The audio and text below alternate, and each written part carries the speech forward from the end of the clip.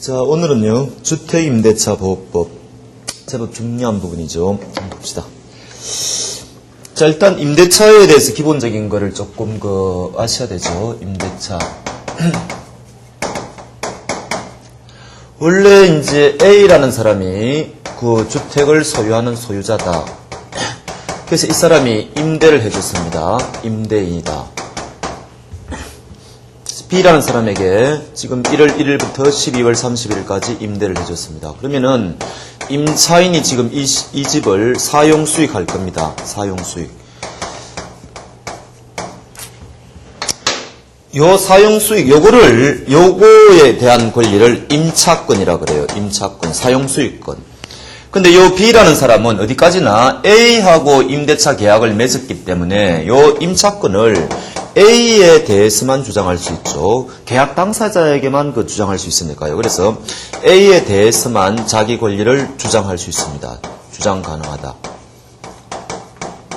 그런데 만약에 중간에 한 6월 한 1일쯤 돼가지고 A라는 사람이 주택을 이쪽으로 매매를 했다고 생각을 해보세요. 그러면 이제 C라는 사람이 이 주택을 새로 매수를 해서 이 사람이 이제 소유권 등기를 했다고 치면은 이 사람이 지금 새로운 신소유자가 되지 않습니까? 신소유자가 되는데 소유권이라는 게 뭐라 그랬습니까? 이 사람도 사용권이 있고 그 다음에 수익권이 있고 처분권이 있는 거죠. 그러면은 양쪽 간에 지금 이 사람도 사용수익권이 있고 지금 이 사람도 사용수익권이 있고 지금 충돌하지 않습니까? 이때 누가 사용수익권이 있는가 이제 이게 문제가 되는데 조금 전에 말씀드린 것처럼 B라는 사람은 자기 임차권을 A에 대해서만 주장할 수 있다는 거죠. 왜 그렇습니까? 임차권은 채권이기 때문에 그렇습니다. 채권. 그래서 채권은 특정인에 대해서만 계약을 맺은 당사자에 대해서만 주장할 수 있지 딴 사람에 대해서는 주장할 수 없다. 지금 이런 이야기죠. 근데 이 사람은 소유자니까 이 사람은 어떻게 되죠? 물권자죠. 물권자. 물권자의 의미가 뭐냐? 물권이라는 것은 모든 사람에게 자기 권리를 다 주장할 수 있습니다. 그러면은 C라는 사람은 여하튼 B에게도 사용수익권을 주장할 수 있다 이런 이야기죠. 그럼 결론이 어떻게 되죠? C가 B에게 사용수익권을 주장할 수 있는데 B는 C에게 사용수익권을 주장할 수가 없죠. A에 대해서만 주장할 수 있으니까. 그러면 결과적으로 B는 이 집에서 나가야 되는 겁니다. 쫓겨나야 되는 거죠. 쫓겨난 대신에 B는 A에게 가가지고 채무 불이행 책임을 물어야 됩니다. 왜냐하면은 12월 31일까지 이 집을 사용수익토록 할 의무가 A에게는 있는데 그 의무를 지금 A가 이행을 못하게 됐지 않습니까? 일종의 채무를 불이행하는 거죠. 그래서 B는 A를 상대로 손해배상 청구해달라고 돈으로 청구할 수밖에 없어요. 집에서는 쫓겨난다. 이렇게 되는 거죠. 그럼 이게 문제점이 뭡니까? 임차인의 주거의 안정이 확보가 되지 않지 않습니까? 만약에 어떤 사람이 지금 세대로 살고 있는데 주택이 팔리기만 하면은 이 사람은 바로 쫓겨나야 된다. 이게 이론이에요. 법 이론입니다. 그래서 유명한 말이 매매는 임대차를 깨뜨린다. 이런 말이 있어요. 매매는 임대차를 깨뜨린다.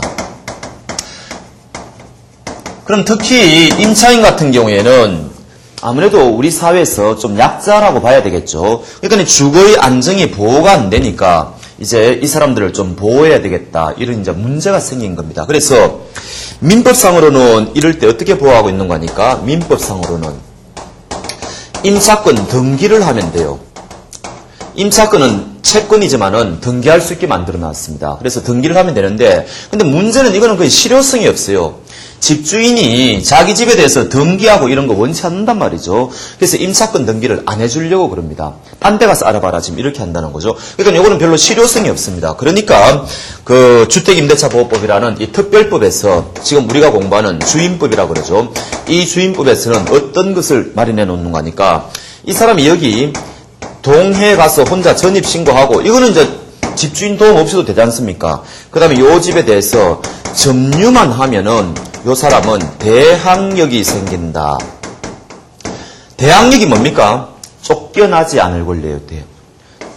대항할 수 있다. 그래서 C가 나가라고 하더라도 요 두 가지 요건을 갖추면은 이 사람은 요 12월 31일까지 이 집에서 살 수 있다는 거죠. 요게 대항력이에요. 아주 획기적인 보입니다. 그 다음에 여기서 한 걸음 더 나아가가지고 요 대항력에다가 플러스 뭐까지 갖추면은 확정일자, 임대차 계약서가 있겠죠.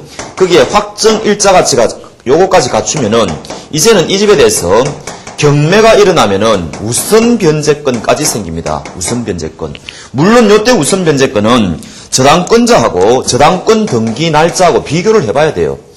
은행 같은 경우 이제 저당권 등기가 돼 있을 거 아닙니까? 이 집에 대해서. 그럼 요 저당권 날짜, 등기된 날짜하고 요 확정일자하고 비교해가지고 날짜가 빠른 사람이 먼저 돈을 받아가는 거죠. 이게 빠르면 이 먼저 받아가고 그 다음 후순위자가 되는 거고. 하여튼 그런 식으로요. 그래서 요거는 여러분들이 꼭 외우셔야 됩니다.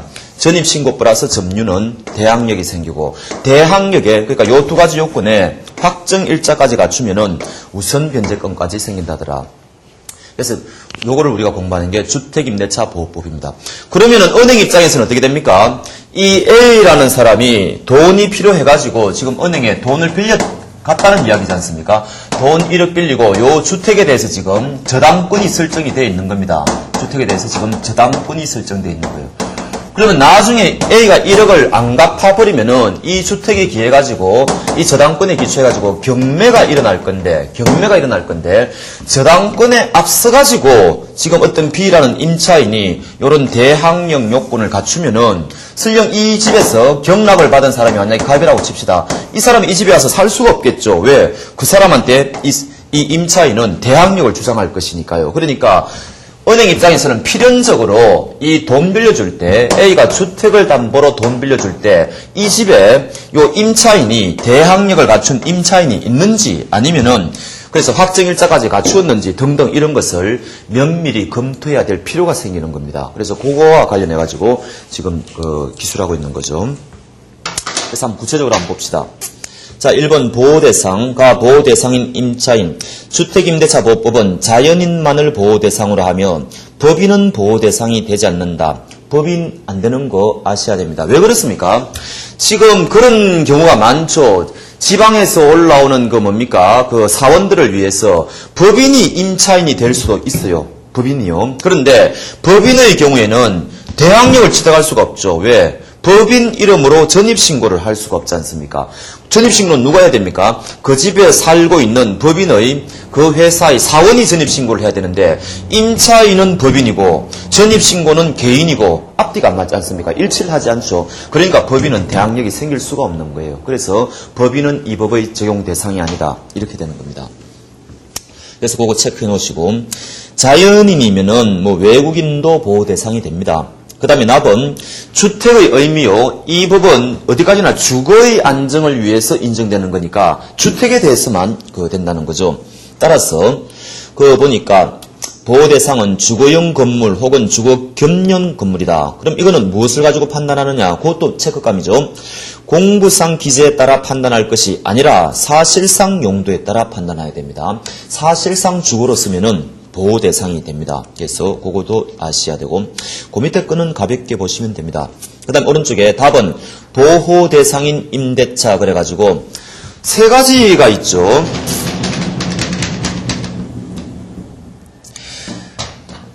지금 전세권이라는 게 있습니다. 요거는 전세권 등기를 해놓았을 때 이야기예요. 그래서 요때는 요거는 물건입니다. 물건. 그 다음에 요거는 근데 현실에서 거의 별로 없어요. 우리나라 현실에서는.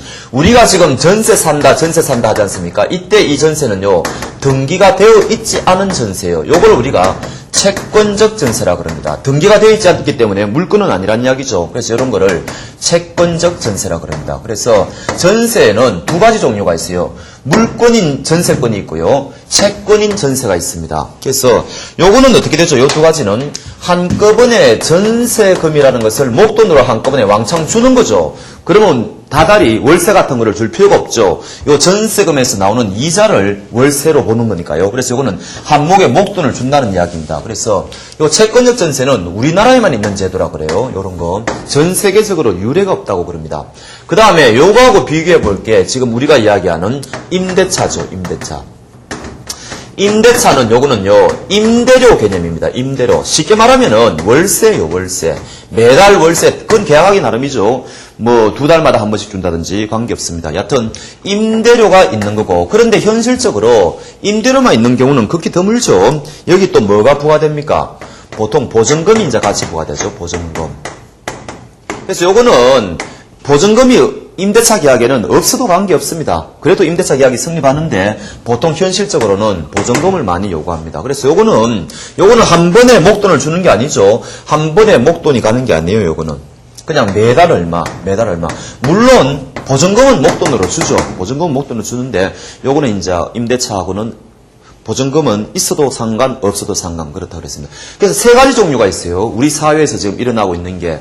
근데 요 두 가지 있죠. 채권적 전세하고 지금 임대차 있죠. 요 두 가지는 지금 우리가 보는 주택임대차 보호법의 대상이 된다는 겁니다. 이 만약에 대상 부동산이 주택이라면은 주택임대차는 채권적 전세에도 지금 우리가 공부하는 주택임대차 보호법이 적용된다. 지금 이런 이야기예요. 그래서 그런 이야기가 넷째 줄에 있죠. 월세 방식만 보호 대상이 되는 게 아니라 전세 방식도 보호 대상이 된다. 즉 채권적 전세다. 미등기 전세다. 뭐 이런 이야기죠. 그러나 해가지고 또 밑줄감이죠. 일시 사용을 위한 임대차는 적용 대상이 아니다. 한 달 동안 혹은 뭐 일주일간 이런 거 단기적으로 빌리는 거 이거는 이 법의 보호 대상이 아닙니다. 왜 그렇습니까? 주거의 안정을 위한 거니까 일시 사용은 목적 자체가 그렇지 않지 않습니까? 그런 거. 그 다음에 2번 주거용 건물 임대차의 보호 별거 없고요. 그래서 가번에 보니까 대항요건의 간소화 그래가지고 조금 전에 제가 설명드린 그거죠. 대항요건. 원래 민법상으로는 임차권 등기가 있어야 되는데 이 법에서는 굉장히 간소화시켰죠. 임대인이 도와주지 않아도 혼자 가가지고 얼마든지 할 수 있습니다. 전입신고 혼자 가서 할 수 있고요. 점유는 뭡니까? 이 집에 와서 살면 되는 거죠. 이사 와가지고. 그러니까 아주 간단합니다. 획기적이에요. 그래서 첫째 줄에 있죠. 주민등록의 이전과 주택의 인도라는 요건만 갖추면 대항력이 생기도록 하였다 해가지고 의미가 있죠. 소유자가 바뀌어도 임차인의 권리, 즉 임차권이죠. 그것을 그대로 주장할 수 있다. 그런데 그 밑에 뭐라 그랬습니까? 다만 이 대항력은 경매 절차에서는 최선순위 저당권보다 앞선 임차인의 경우에만 인정된다는데 유의할 필요가 있다. 요거는 최선순위도 조금 의미가 있어요. 최선순위. 자, 요런 예를 한번 들어볼까요?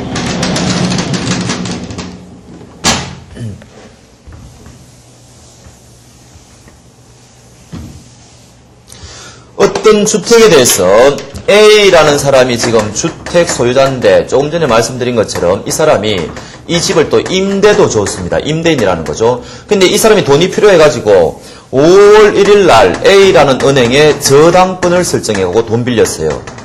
저당권 설정하고 돈 빌려. 그 다음에 6월 1일 날 이 집에 임차인이 생겼습니다. 임차인. 이 집에 새 들어왔다는 거죠. 근데 이 사람은 대항력을 지금 갖추고 있다. 구비하고 있다. 그 다음에 7월 1일 날 이 사람이 돈이 또 필요해가지고 또 이 사람이 B은행도 좋고 A은행도 좋고 여하튼 또다시 돈을 빌리고 저당권을 설정해 주었습니다. 이게 바로 우리가 말하는 2번 저당권이라는 거죠. 이게 바로 이제 1번 저당권이고 이렇게 되는데 나중에 이 사람이 결국 채무를 갚지를 못하니까 B은행이 지금 이 2번 저당권에 기해서 경매를 신청했다고 칩시다. 그러면은 여기서 경락받는 사람이 갑이라는 사람이 나올 거 아닙니까? 이제 이 주택에 대해서 새로운 소유자가 생긴 거죠. 그러면은 이 갑이라는 사람은 임차인 보고 나가라고 할 수 있습니까? 없습니까? 형식적으로 보면은 요 임차인은 대항력을 6월 1일 날 갖추었고 요 사람은 7월 1일자 저당권에 기초해가지고 경매받아가지고 소유자가 됐으니까 요 사람보다 날짜가 뒤지지 않습니까? 그럼 이 사람이 먼저 앞서니까 나가라고 할 수 없을 것처럼 보이죠. 그런데 이렇게 되면은 문제가 생깁니다. 갑이라는 사람은 이 주택을 경락받아 봐야 별로 투자 가치가 작지 않습니까? 이 사람을 쫓아낼 수가 없으니까. 그러면 경락대금이 낮아질 거라고요. 경락대금이 높아질 수가 없습니다. 경락대금이 낮아지면은 누가 손해를 보는 거니까? 1번 저당권자가 손해를 보죠. 경매대금에서 이 사람이 제일 먼저 돈을 받아가는데 지금 자기 뒤에 일어난 이런 우연적인 사건들로 인해 가지고 경매대금이 낮아진다. 그래서 자기는 별로 받아갈 것이 없다. 이렇게 되면은 이 A은행이 손해를 보지 않습니까? 그래서 이럴 경우에는 어떻게 처리를 하는 거니까 저당권이 1번, 2번 이렇게 있을 때 2번 저당권자가 경매를 신청했다고 하더라도 최선순위 최선순위. 요 사람이 경매 신청한 걸로 봅니다. 그러면은 요 갑이라는 사람은 이 1번 저당권의 기초에서 경매를 받았다. 지금 이런 얘기가 돼버리는 거죠. 그러면은 이 갑은 어떻게 되죠? 5월 1일이 6월 1일보다 앞서니까 이때는 갑은 요 임차인 보고 나가라고 할 수 있는 겁니다. 이 사람이 아무리 대항력을 갖췄다 하더라도 요 1번 저당권보다는 뒤지지 않습니까? 그러니까 이 사람은 이 집에 세대를 살 때 등기부 등본을 보니까 A은행이 1번 저당권을 취득했다는 걸 알 수가 있었죠. 각오하고 들어온 사람이에요. 만약에 여기 기초해가지고 경매가 일어나면은 내가 쫓겨날 수도 있겠구나. 이렇게 각오하고 들어온 사람이거든요. 그러니까 이때는 이 갑이 나가라고 해도 이 사람은 나갈 수밖에 없다는 겁니다. 그래서 교과서에 보시면은 그렇게 돼 있죠. 최선순위라는 말이 그래서 의미가 있습니다. 이 대항력은 경매 절차에서는 최선순위 저당권보다 앞선 임차인의 경우에만 인정된다는데 유의할 필요가 있다. 그런 이야기죠. 그래서 만약에 여기서 이 사례에서 5월 1일 이 저당권이 없다면은 이 사람은 쫓겨나지 않죠. 이 저당권보다 이게 빠르니까요. 그러나 요럴 경우에는 쫓겨난다. 요거를 유의하시기 바랍니다. 그 다음에 또 하나 여러분들이 아셔야 될 것 중에 하나가 이런 거예요. 지금 아까 사례를 들어볼까요? 요 지금 B라는 임차인이 이 집에 지금 전입신고해가지고 점유를 했지 않습니까? 점유를 했는데 이럴 수가 있죠. 그냥 지우겠습니다.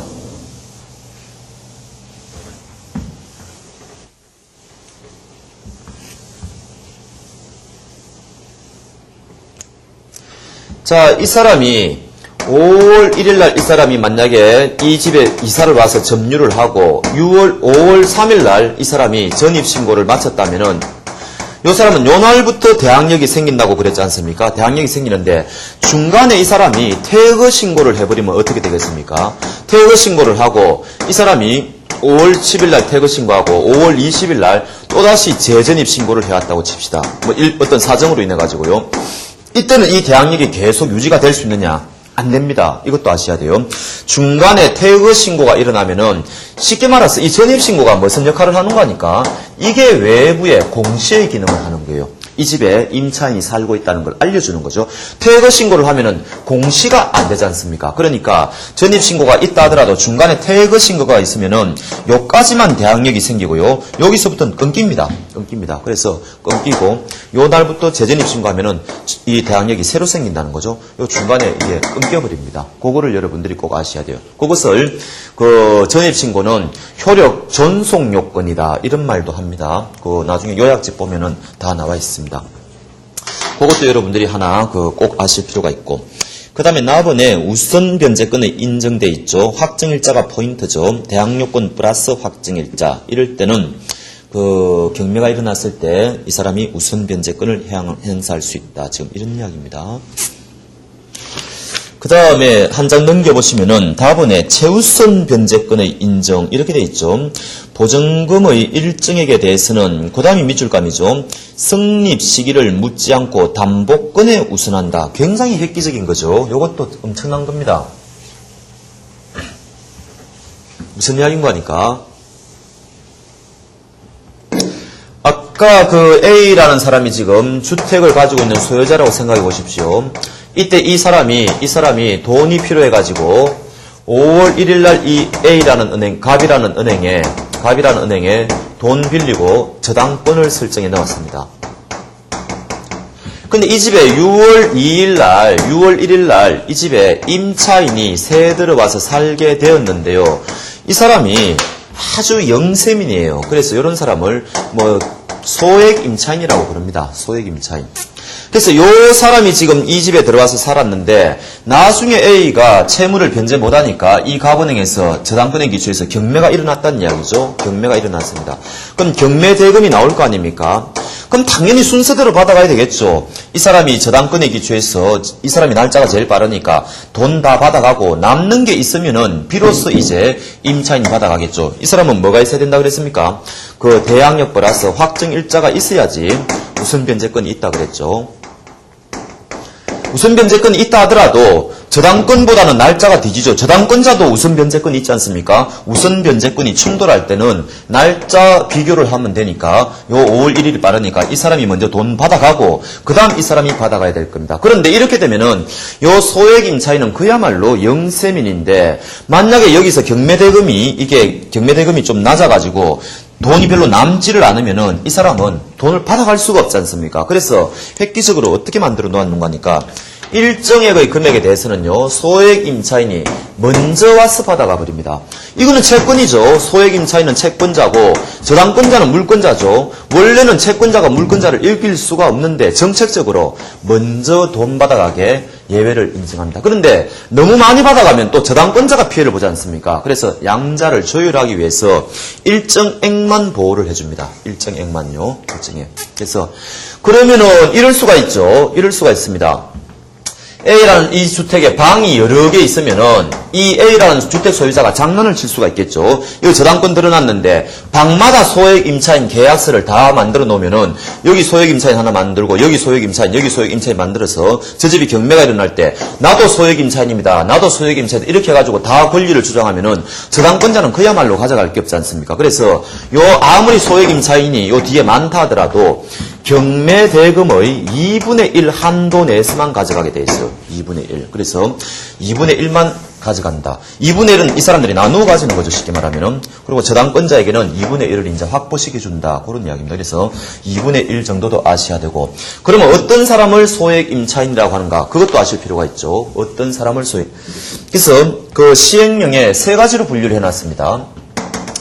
수도권하고요. 그 다음에 광역시하고 그 다음에 기타지역령. 그 다음에 광역시에는 인천도 광역시지 않습니까? 근데 인천은 여기 포함시킵니다. 인천은. 그래서 여기가 4천만 원 이하. 그 다음에 여기가 3,500만 원 이하. 여기가 3천만 원 이하. 그러니까 그 보증금 있지 않습니까? 아까 채권적 전세 같은 경우에는 전세금이죠. 그런 것들이 4천만 원 이하여야 되고 광역시에는 이제 가령 여기 대전이라면 대전 같은 경우에는 3,500만 원 이하여야 되고 기타 지역은 3천만 원 이하여야 보호 대상이 되는 거예요. 보호 대상이 됩니다. 넘어가 버리면은 이런 혜택을 못 받습니다. 그러면은 이 사람은 무조건 와서 4천만 원 다 가져갈 수 있느냐? 만약에 이 사람이 그 전세금이 4천만 원이라면 그렇지 않습니다. 요 곱하기 40%입니다. 40%. 그러니까 1,600만 원, 1,400만 원, 1,200만 원 거기에 대해서만 최우선적으로 가져갈 수 있어요. 나머지는 그냥 일반 원칙으로 돌아갑니다. 그래서 40% 기억해 놓으실 필요가 있습니다. 그게 답안의 최우선 변제권의 인정이라는 거예요. 그래서 첫째 줄 이제 좀 이해가 가시죠? 보증금의 일정액에 대해서는 성립 시기를 묻지 않고 담보권에 우선한다. 저당권에 우선한다. 날짜가 뒤지만은 먼저 돈 받아간다. 지금 이런 이야기죠. 그래서 기준 보니까 그 제가 말씀드린 게 다 나오네요. 수도권 중에서 과밀 억제권역은 4천만 원 이하여야 된다. 그 다음에 광역시 해가지고 인천광역시 제외한다 돼 있죠. 3,500만 원. 그 다음에 그 밖의 지역은 3천만 원 이하로서 각각 1,600, 1,400, 1,200. 이거는 외우실 필요가 없고 40%를 외우시면 돼요. 곱하기 하면 되니까. 그래서 꼭 아셔야 됩니다. 그 다음에 여기서 조심하실 것 중에 하나는 요 소액 임차인의 보호 대상이 되기 위해서는요. 대항력만 구비하면 돼요. 대항력. 아까 대항력 플러스 확정 일자를 갖추어야지 우선 변제권이 생긴다 그랬지 않습니까? 그런데 그거는 일반 그냥 주택 임차인이고 소액 임차인은요. 이 사람이 이런 보호를 받기 위해서는 확정 일자까지 갖출 필요는 없습니다. 대항력만 갖추면은 되게 돼 있어요. 그래서 이것도 시험에 나올 수 있습니다. 확정 일자까지는 필요가 없다. 소액 임차인에 한했습니다. 한했습니다. 그 밑에 표는 전혀 보실 필요가 없죠. 이때까지 변경된 과정을 보는 거니까 전혀 우리하고 관계없습니다. 그런 거. 그 다음에 너무 좀 책이요 간략하게 되어 있습니다. 여러분들이 조금 필요한 거 약간은 아실 필요가 있는 것들이 있는데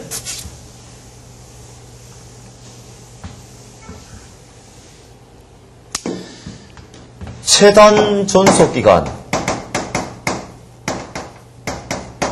요것도 아실 필요가 있어요. 2년입니다. 2년. 그러니까 이런 이야기죠. A라는 사람이 주택을 임대한 사람이고 B라는 사람이 이 주택을 임차를 한 사람이지 않습니까? 그런데 계약기간을요, 1년을 계약기간으로 했어요. 1년을 계약기간. 이럴 때 어떻게 되느냐, 이런 이야기입니다. 1년. 그러니까 1년이 지나니까 A라는 사람이 나가라 그랬습니다. 계약이 만료됐으니까 나가라. 이때 B는 나가야 되느냐. 법에서 이 사람이 2년을 보장해주고 있기 때문에 B는 1년 더 살 수 있다는 거죠. 버틸 수 있습니다. 법에서 최소한 2년은 보여주고 있으니까 비록 우리가 1년으로 계약을 했지만 이게 의미가 없다는 거죠. 요거는 2년까지 보장이 된다는 겁니다. 근데 이럴 수가 있죠. 그러면 B라는 사람이 1년 살아보니까 이 주택이 마음에 안 들어가지고 나가고 싶어 합니다. 그러면 이 사람도 이 2년에 얽매여야 되느냐? 그렇지는 않아요. 요 임차인은 1년 살고 자기가 나가고 싶으면 나갈 수가 있습니다. 결론은 뭐냐? 이 사람은 선택할 수 있다는 이야기예요. 2년 동안 살고 싶으면 2년 살면 되고 계약한 대로 1년 동안 살고 싶으면 1년 살면 되고 그런데 요 임대인은 1년 살고 쫓아내지는 못한다 이런 이야기죠. 임대인은 그렇지 않다는 거죠. 임차인 보호를 위해서 그렇습니다. 그래서 그것도 여러분들이 아셔야 되고 그 다음에 요것도 아실 필요가 있어요. 지금 이 주택 임대인이 지금 임대차 계약이 맺어지는 와중에 아까 1월 1일부터 12월 31일까지 임대차 계약이 맺어졌다 그랬지 않습니까?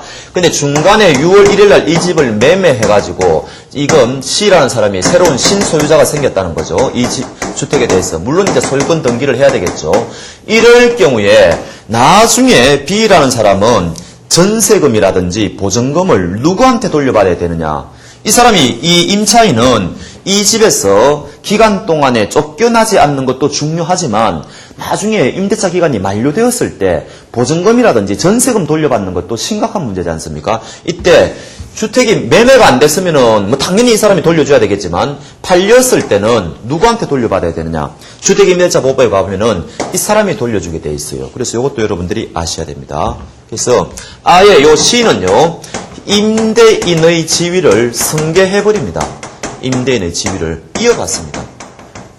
그래서 얘가 졸지에 임대인이 돼버리는 거예요. 쉽게 말하면은. 그래서 나중에 임차인은 이쪽으로 전세금이라든지 보증금을 돌려달라고 한다. 그러니까 C는 이때 요 주택을 매매할 때 그 계산을 잘해야 되겠죠. 그 보증금이 얼마인지. 그래갖고 매매 가격에 반영을 시켜야 될 거 아닙니까? 그렇습니다. 그런 이야기입니다. 그러니까 이런 문제가 있기 때문에 그 은행 입장에서는요. 이 주택을 담보로 돈 빌려줄 때 아까 말씀드린 이 집에 임차인이 살고 있는지 그것도 조사해야 되지만은 소액 임차인 같은 경우에는 자기보다 먼저 경매대금을 받아갈 수도 있으니까 이 집에 방이 몇 개인지 이런 것도 사실은 좀 조사를 해야 돼요. 그래서 좀 반영을 시켜야 됩니다. 그런 필요가 있다는 거죠. 그 다음에 마지막으로 하나만 더 좀 해보죠. 너무 뭐 많은 것을 할 필요는 없고요. 요 아주 기본적인 것들. 임차권 등기명령 제도 정도는 아셔야 됩니다. 임차권 등기명령. 자, 조금 전에 사례에서 A하고 지금 B하고 이 사람이 지금 임차인이죠. 근데 임차인이 뭐요?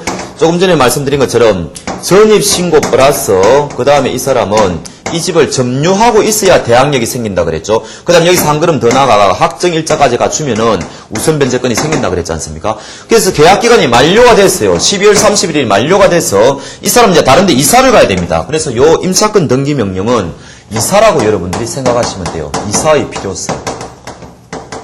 그래서 이 사람이 딴 데 이제 집을 구해가지고 이사를 가야 되는데 지금 A가 이 보증금이라든지 전세금을 돌려주지를 않는 겁니다. 그럴 때 이때 B는 어떻게 되느냐? 만약에 나중에 전세금이나 보증금을 받을 요량으로 이 사람이 먼저 그 집으로 이사를 간다고 쳐보세요. 그럼 어떻게 됩니까? 이 사람은 점유 요건이 탈락해버리지 않습니까? 그러면은 대항력도 구비 못하죠. 그 다음에 우선 변제권도 인정을 못 받지 않습니까? 이 요건이 없어져 버렸으니까.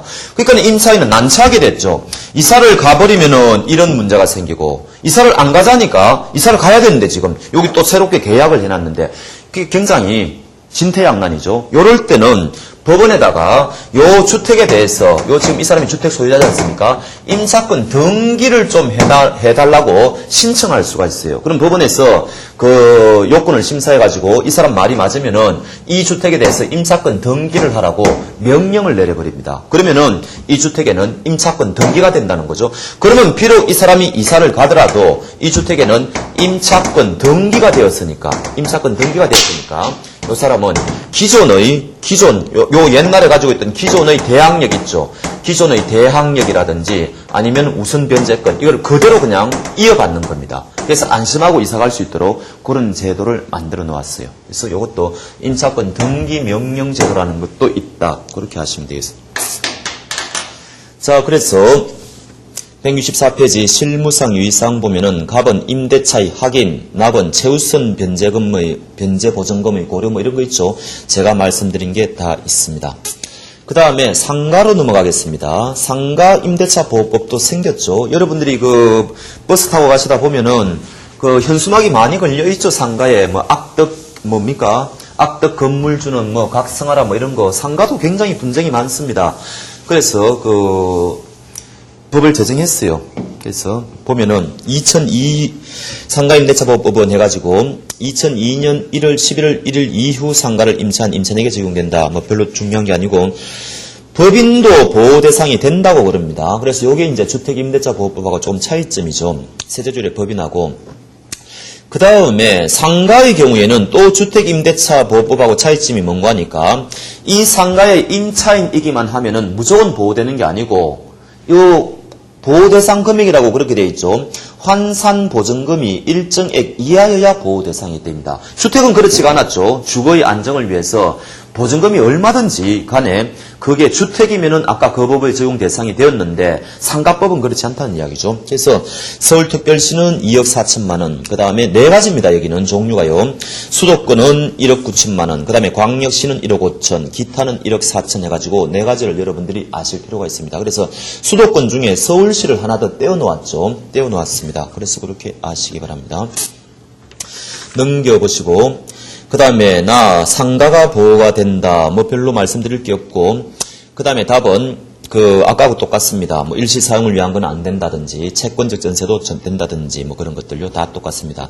그 다음에 갑은 대항 요건의 간수와도 똑같죠. 주택하고 똑같습니다. 단지 여기는 전입신고가 아니라 사업자 등록이 이제 다르다 뿐이죠. 취지는 똑같습니다. 그 다음에 우선 변제권의 인정도 똑같습니다. 그래서 확정일자를 갖춰야 되겠죠. 그 다음에 오른쪽에 답원의 최우선 변제권의 인정도 똑같습니다.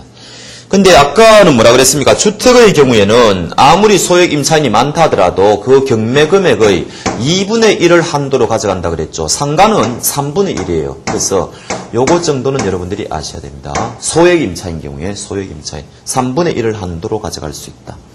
그런 거. 그 다음에 상가법은 이 1년입니다.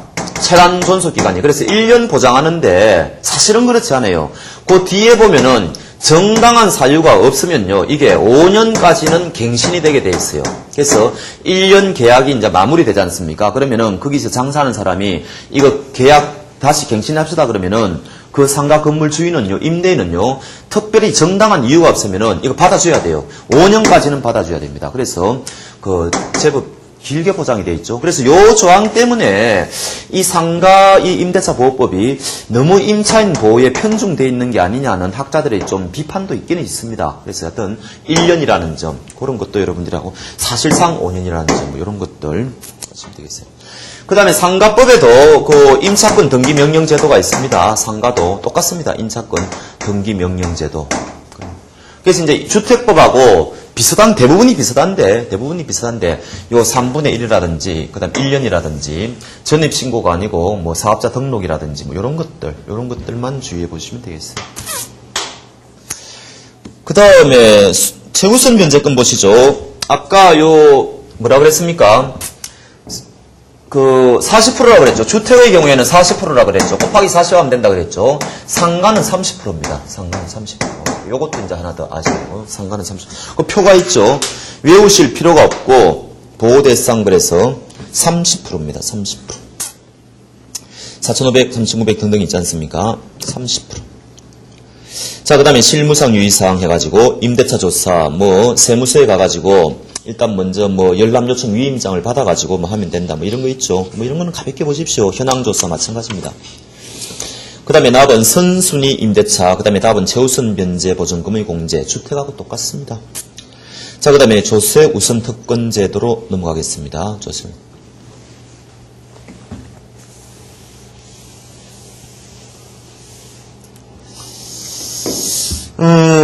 경매가 일어나면은 제일 먼저 그 비용은 제합니다. 제일 먼저 경매 비용은 제합니다.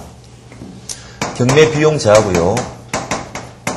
그 다음에 두 번째로 이 경매대금에서 가져가는 게 조금 전에 말씀드린 것처럼 소액 임차인 있죠.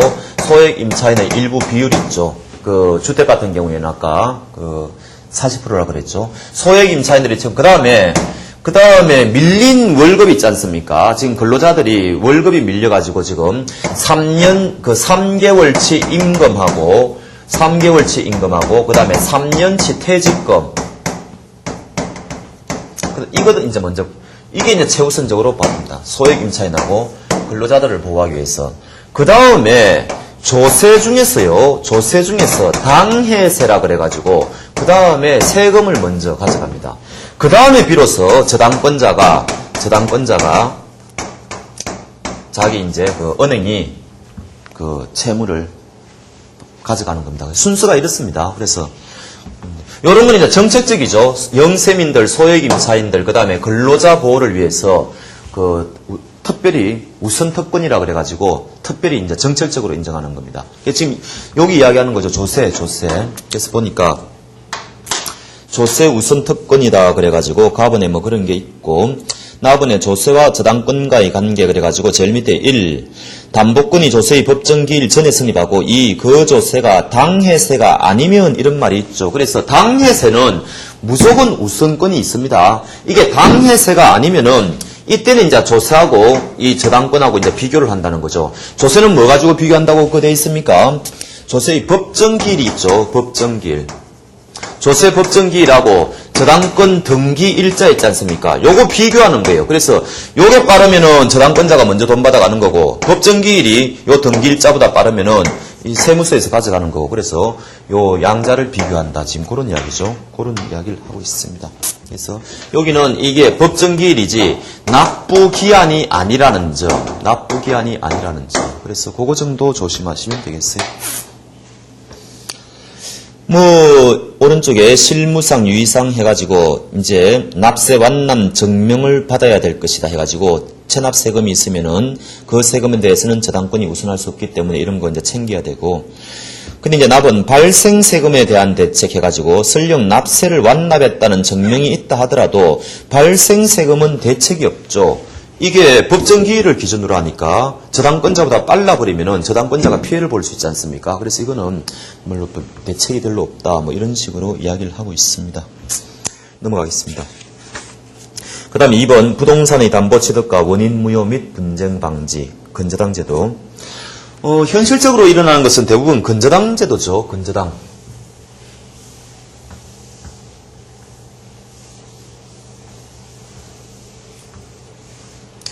요거는 여러분들이 일단 담보물건은 어떤 성질이 있는가, 담보물건이 뭐뭐 있다고 그랬습니까? 유치권이라는 게 있고 질권이라는 게 있고 그 다음에 저당권이라는 게 있다고 그랬지 않습니까? 요 세 가지 담보물건의 이런 거를 통유성이라 그럽니다. 공통된 성질, 이런 이야기, 공통성질. 그래서 제일 먼저 이야기하는 게 부종성이에요. 부종성.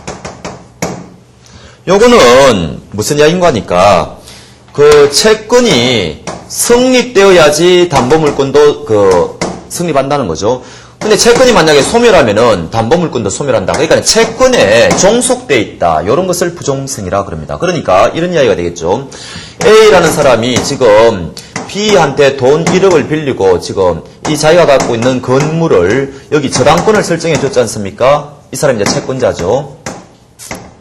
근데 만약에 요 1억을 A가 갚아버리지 않습니까? 요걸 변제를 해버리지 않습니까? 그러면은 그 순간 B라는 사람은 저당권자가 아니에요. 이 등기부 등본을 떼보면은 이 사람은 저당권 등기가 되어 있습니다.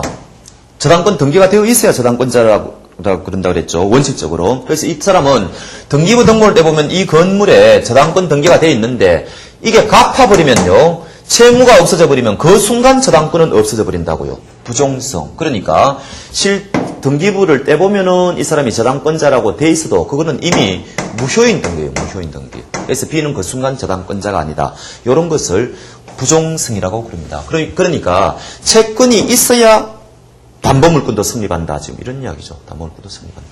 그런 이야기고.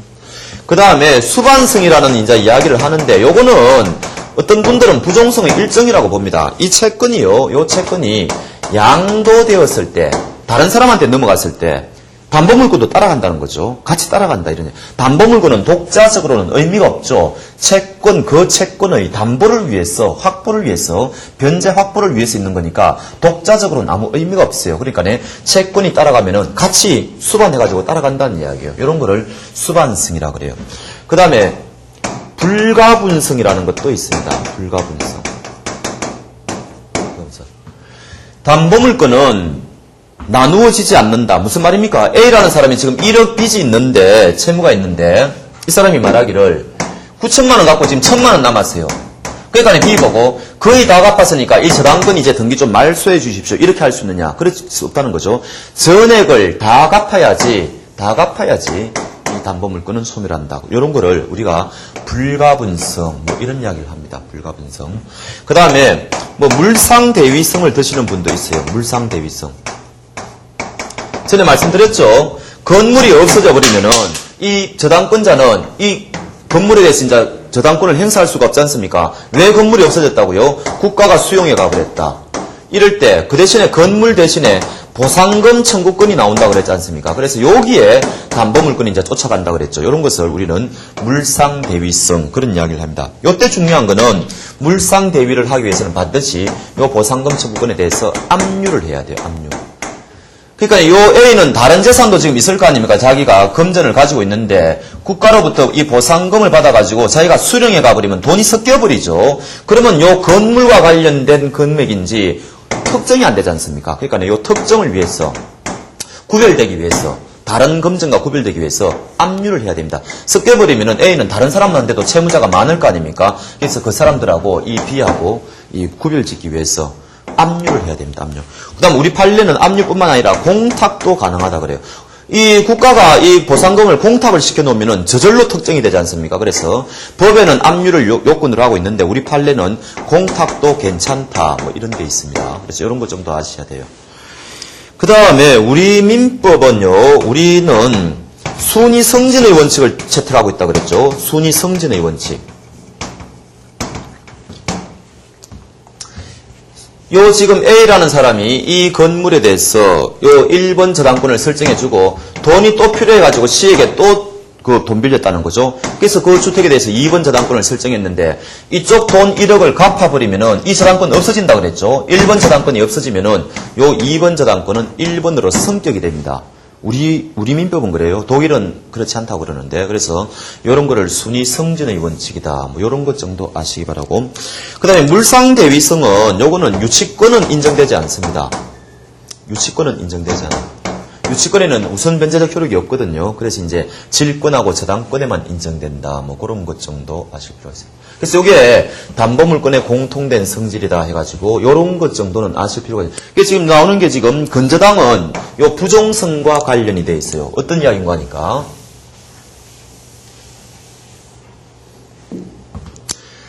자, 지금 A라는 사람이 있고 지금 고객이죠. B라는 은행하고 있지 않습니까? 그럼 은행하고 있으면은 당좌 대월 계약을 맺었다고 찍어주십시오. 그럼 이게 계속적으로 지금 계약이 이루어지지 않습니까? 계속적으로. 그러면은 채무액이 이렇게 될 거라고요. 변동이 되죠. 변동이 계속 하다 보면은. 그래서 이때는 장래의 채무가 되는데 어떻게 변동이 될지는 몰라요. 앞으로 거래가 어떻게 일어날지 아무도 모르기 때문에. 그래서 장래의 불특정 채무입니다. 장래의 특정 채무가 아니죠. 특정은 이미 금액이 고정되어 있기 때문에 그건 일반 저당권으로 할 수 있어요. 그런데 장래의 불특정 채무는 이게 채무액이 줄어들었다가 늘어들었다가 이런 식으로 막 변동을 할 거 아닙니까? 이때 어떤 문제가 생기는 거니까 채무가 제로가 될 때도 있겠죠. 이때 이게 일반 저당권으로 하면은 아까 뭐라 그랬습니까? 부종성 때문에 채무가 제로가 되는 그 순간 저당권이 소멸된다 그랬지 않습니까? 이게 무효가 된다 그랬죠.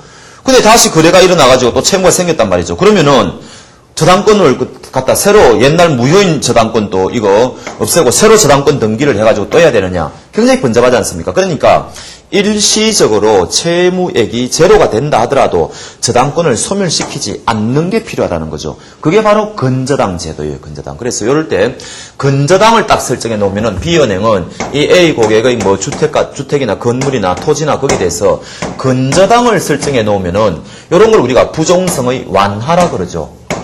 아까는 부종성이 뭐라 그랬습니까? 채권이 소멸하면은 그 즉시 저당권은 소멸한다 그랬죠. 근데 요거는 채권이 소멸한다 하더라도 그대로 있다는 거죠. 그래서 부종성의 예외다, 완화다 이런 이야기를 한다는 겁니다.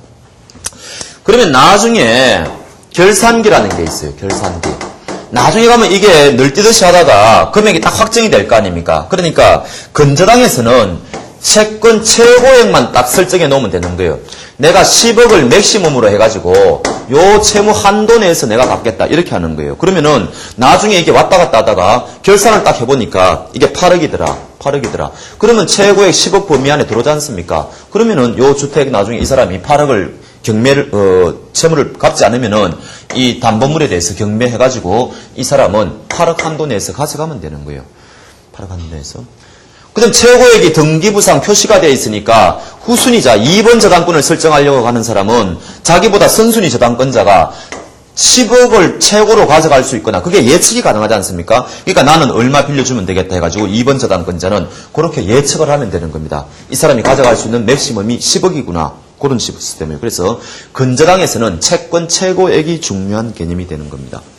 자, 그거를 기초로 보시면은 근저당 제도 해가지고 갑은 저당권 하고 납은 저당권의 종류 해가 보면 보통 저당권과 근저당권 돼 있죠. 그래서 밑에서 두 줄 정감 변동하는 불특정 채무다. 요게 포인트라 그랬죠. 그래서 차이점 오른쪽에 첫째 부종성이 완화된다. 둘째 정감 변동된다. 셋째 채권 최고액을 등기하여야 된다. 제가 말씀드린 게 다 나옵니다.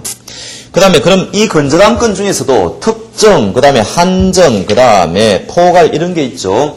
그래서 이 A하고 지금 B하고 은행 거래를 할 때 당좌 대골뿐만 아니라 다른 여러 가지 이제 뭐 계약이 있을 수가 있지 않습니까? 뭐 대출이라든지 등등등등.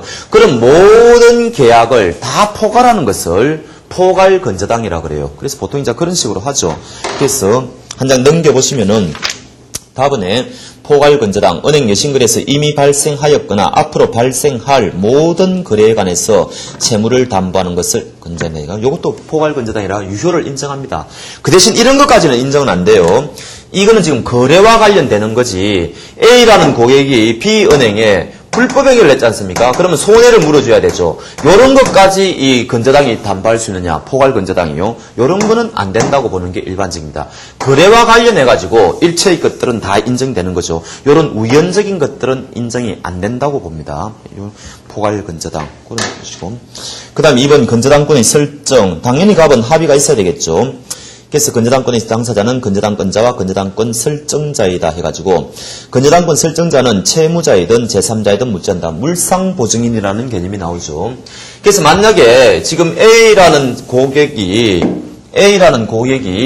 지금 B라는 은행 가가지고 지금 돈을 빌리면은 어디까지나 A가 지금 채무자이지 않습니까? A가 채무자인데 자기는 부동산이 없다는 거예요. 그러면은 C라는 어떤 사람이 A를 위해서 자기가 가지고 있는 토지와 같은 부동산을 여기에 저당권을 설정해 주는 겁니다. 이런 사람을 우리는 물상보증인이라 그래요. 그러면은 나중에 어떻게 됩니까?